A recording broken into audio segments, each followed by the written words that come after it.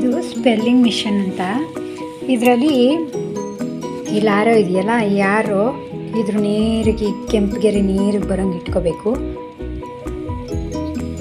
ಈಗ ಉದಾಹರಣೆಗೆ ಇಲ್ಲಿ ಯಾವ್ದಾದ್ರು ಒಂದು ಚಿತ್ರ, ಈ ಚಿತ್ರದಲ್ಲಿರೋ ಸ್ಪೆಲ್ಲಿಂಗ್ಗಳನ್ನ ಮಗು ಕರೆಕ್ಟಾಗಿ ಹೇಳಿದ್ರೆ ಈ ಆರೋ ಇದೆಯಲ್ಲ ಅದು ಆ ಚಿತ್ರದ ಮುಂದೆ ಹೋಗಿ ನಿಂತ್ಕೊಳ್ಳುತ್ತೆ.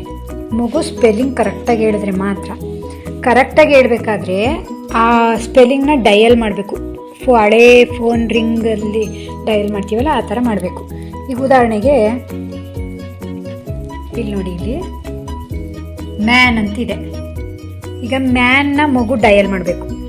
ಫಸ್ಟ್ ಮ್ಯಾನ್ಗೆ ಎನ್ ಅಂದಾಗ ಎಮ್ ಎಲ್ಲಿದೆ ನೋಡ್ಕೋಬೇಕು. ಇಲ್ಲಿ ನೋಡಿ, ಎಮ್ ಎದುರುಗಿರುತ್ತಲ್ಲ ಆ ರಿಂಗ್ನ ಎಳ್ಕೊಬಂದು ಇಲ್ಲಿ ಕರೆಕ್ಟಾಗಿ ಇದು ತಡೆಯೋ ಥರ ನಮ್ಮ ಕೈ ಬರಬೇಕು. ಎಮ್, ಆಮೇಲೆ ಎ, ಅದನ್ನು ಹಾಗೆಯೇ ತಂದಿಲ್ಗಿಡಬೇಕು. ಆಮೇಲೆ ಎನ್, ಹಿಂಗಿಟ್ಟ ಮೇಲೆ ನೋಡಿ ಆರೋ ನೇರವಾಗಿ ಆ ಮನುಷ್ಯನ ನೇರಕ್ಕೆ ಬಂದು ನಿಂತಿದೆ. ಹಾಗೆ ಇನ್ನೊಂದು ಮತ್ತೆ ಬೇರೆದ್ರ ಸ್ಪೆಲ್ಲಿಂಗ್ ಮಾಡಬೇಕು ಅಂದರೆ ಮತ್ತೆ ಆರೋನ ಕರೆಕ್ಟಾಗಿ ತಂದಿಲ್ಲಿ ನಿಲ್ಲಿಸ್ಬೇಕು. ಈಗ ಇನ್ನೊಂದು ಉದಾಹರಣೆ ತಗೊಳ್ಳೋಣ. ಇಲ್ಲಿ ನೋಡಿ, ಸನ್ ಅಂತಿದೆ ಅಲ್ವಾ, ಈ ಸನ್ಗೆ ಮಗಳು ಸ್ಪೆಲ್ಲಿಂಗ್ ಹೇಳಬೇಕು ಮಕ್ಕಳು. ನೋಡಿ, ಫಸ್ಟು ಎಸ್ ತಂದಿಲ್ಲಿ ನಿಲ್ಲಿಸ್ಬೇಕು.